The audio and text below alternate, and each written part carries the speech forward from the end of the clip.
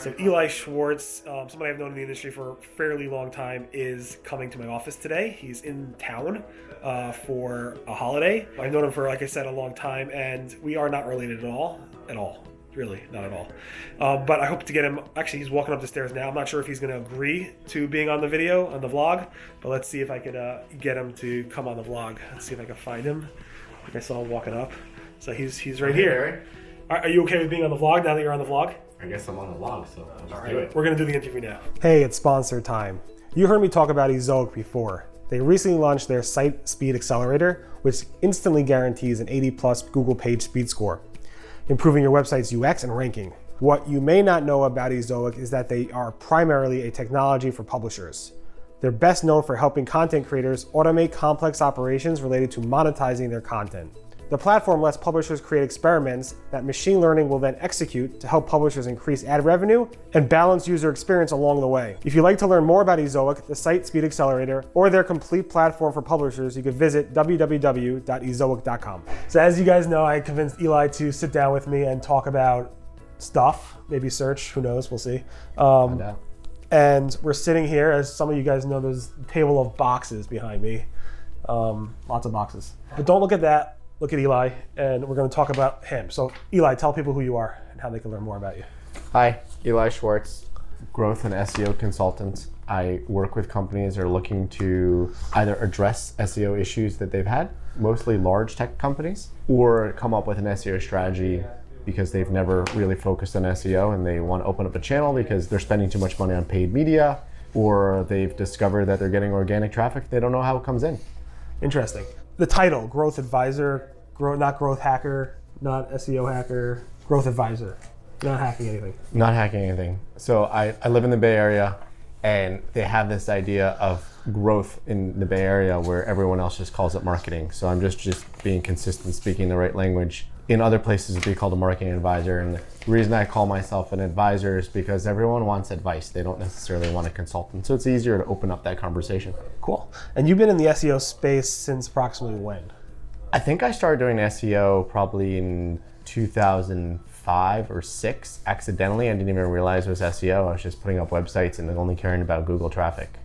But you got my LinkedIn right there. Yeah. So when I really learned about SEO, I was working in a company called Quinn Street, which I always like to refer to as the sewer of the internet. So they were a lead generation company. Right. They connected people that knew how to drive traffic with people that really wanted to buy traffic. So like mortgage brokers wanted to get people interested in filling out or interested in getting mortgage. Right. And then there were people that knew how to drive traffic from ranking on things like mortgages and all that. So I worked kind of as the bridge between them, getting those leads coming in, helping to onboard new websites. And what I figured out was that people were generating significant amount of money from just driving organic traffic. And I started reverse engineering what they were doing, using Yahoo Site Explorer, making my own websites.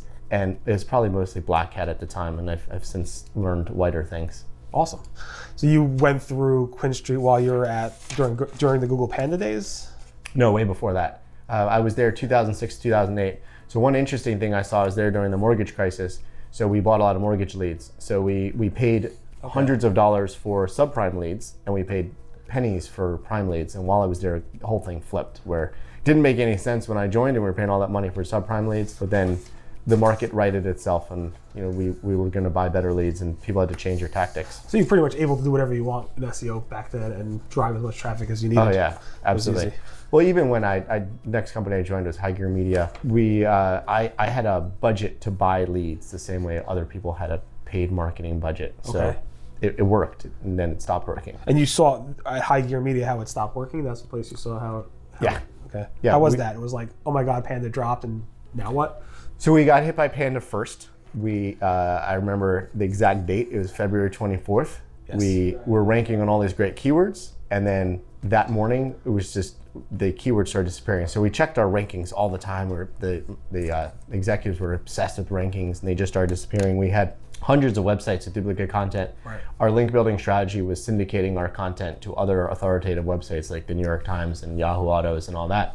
And all of a sudden that content was duplicate, and all of a sudden we were in a huge Panda penalty. So that morning we lost 75% of our traffic. And then we pulled down our sites, we stopped duplicating our own content. We kind of got it down to like losing about 90% of our traffic. And then we recovered it all. So by the time I left, we were at about 125% of what we had before we got hit by Panda.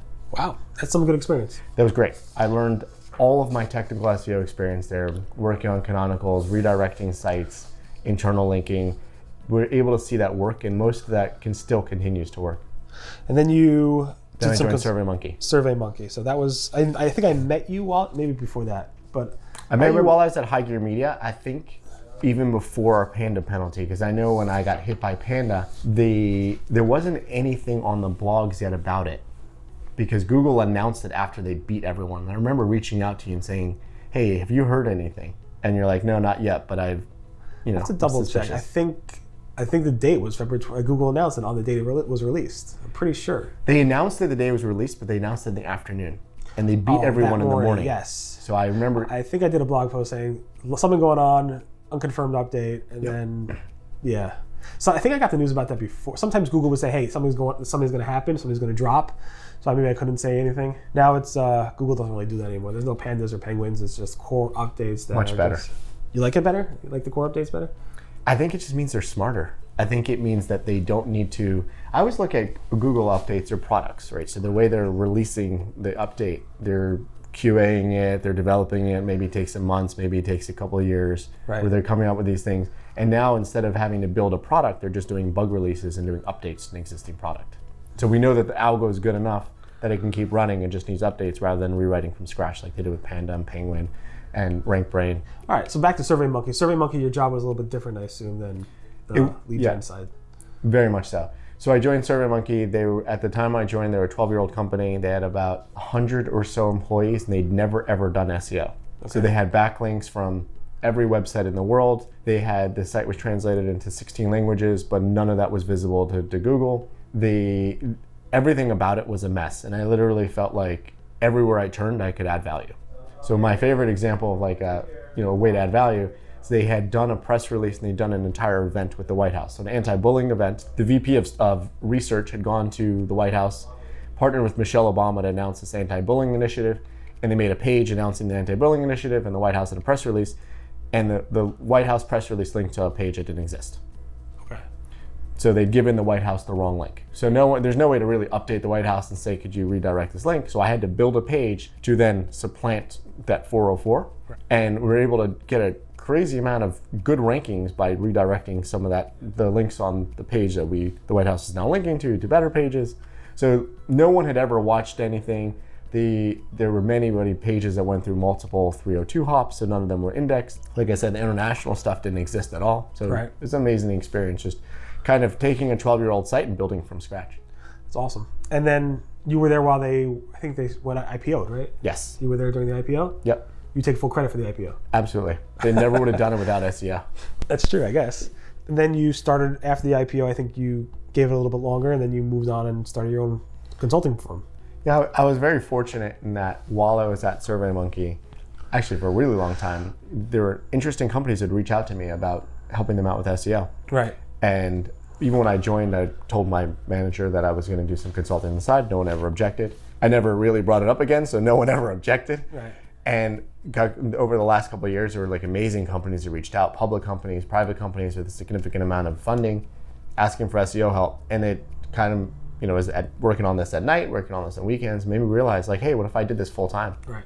Could hang out with the family more, work on interesting projects, maybe some days not work. And that's been true? I've definitely hung out with the family more, and I've definitely met very interesting companies. So far, so good. Interesting. Good. I have my own firm, and I don't know if I would work. I probably work.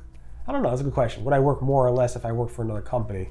I work a lot, so I'm not home much. I don't see my family as much. But I think as things grow, things might change, or maybe you'll just say, you know what? These are the hours I'm putting into it. You're in control of this when you're at your own company. So yes. Well, I'm a night owl, so I have a client right now in Australia. I've had clients in Europe. So I'm working 8 hours a day, but I'm working at different hours. So I like taking calls at 10 p.m. with Australia.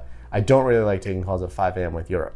Okay. But so being here at 9:30 Eastern is probably hard for you. Well, today is the day before Christmas, so there's nothing happening at all. All right, but waking up early, I guess. Waking up early would be very rough. Cool. And any consulting clients you want to name, like any big brands that you want to talk about? So right now I'm working with a company called GetAround. Okay. Which is like Zipcar meets Airbnb. Okay. So you can rent other people's cars.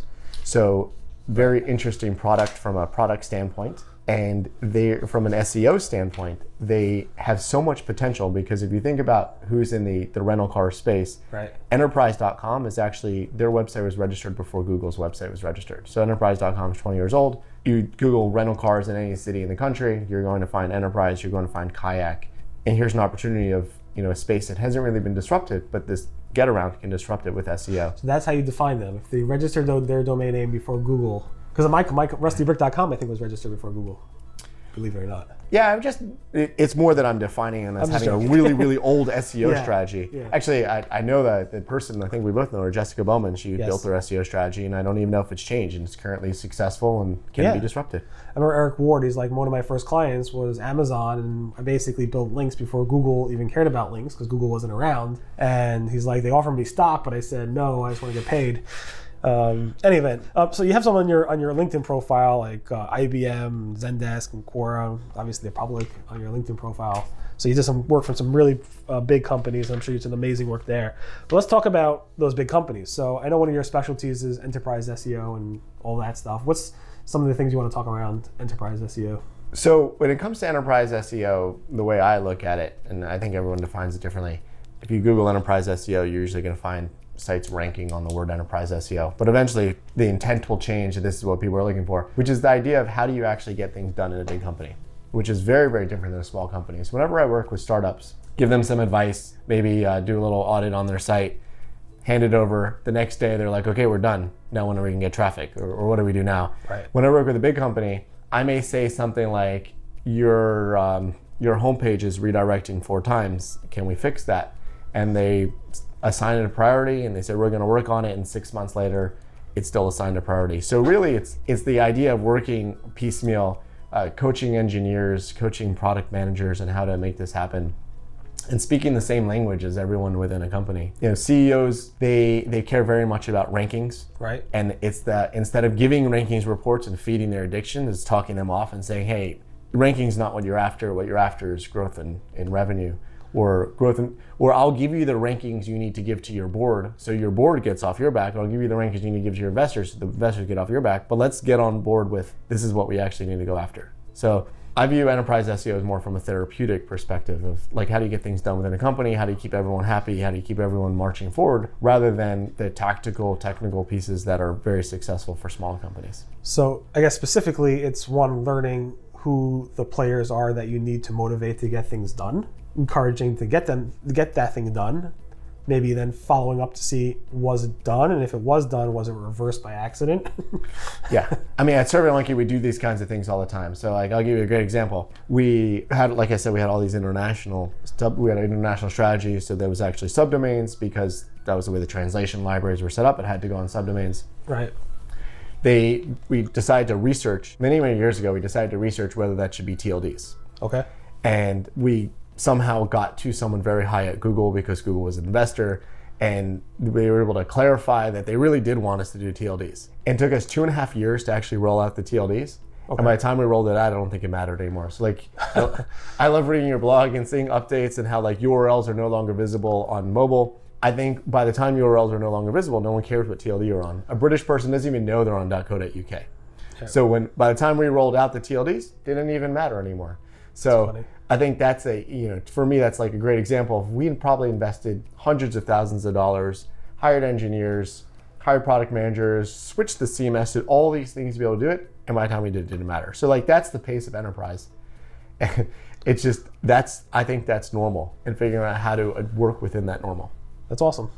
Awesome. And you obviously have the experience from your portfolio and from your business resume, your LinkedIn profile, for working with lots of big enterprises. And thanks for sharing that. I appreciate that. How could people learn more about you, maybe hire you, and so forth? Can you tell people how to follow you? So I'm all over LinkedIn. So if you search for my name on LinkedIn, you'll find me. I have a site, which is not as well designed as it should be, but it's elischwartz.co. And my aspiration is to one day rank on the term Schwartz SEO, which right now I think is yours. Is it? I haven't looked. I don't know, but I would love to be the first on that. Yeah, I'm not even first for Barry Schwartz, so. Yeah, I noticed that. Yeah. I'm not first for Eli Schwartz either, because there's a doctor in Israel who actually, he does good things for the world. On occasion, I get emails asking me to speak at medical conferences, which I think are intended to. You should do that. You should just show up and do that. I've asked to speak about my Barry Schwartz is a psychologist who's a big professor and so forth. And I've been asked to speak. And I honestly think they're talking about SEO. And I'm like, we work out all the details. They're like, wait a second, you're not the one I'm thinking about. I'm like, what do you think? I mean, like, I don't know. And my signature says everything about SEO, nothing about, helping people pick the right product or something, because he's a paradox of choice guy. Any event, so your website and EliSchwartz.co, LinkedIn, Twitter. You're not so active on Twitter, right? No, but I do have a short handle, 5LE. 5LE. Awesome. Thank you very much for coming out here. Great to be here. Happy Hanukkah. Happy Hanukkah. That was Eli Schwartz, again, someone I've known for a pretty long time. He has experience, obviously, as you heard, doing the dark stuff of SEO, as well as now more on the enterprise side of SEO. He has a lot of experience with working with large companies. And yes, I remember him being there at SurveyMonkey while they IPOed and after. And I'm really glad to see he's super happy on his own, doing his own consulting. And definitely check him out. He's a smart guy.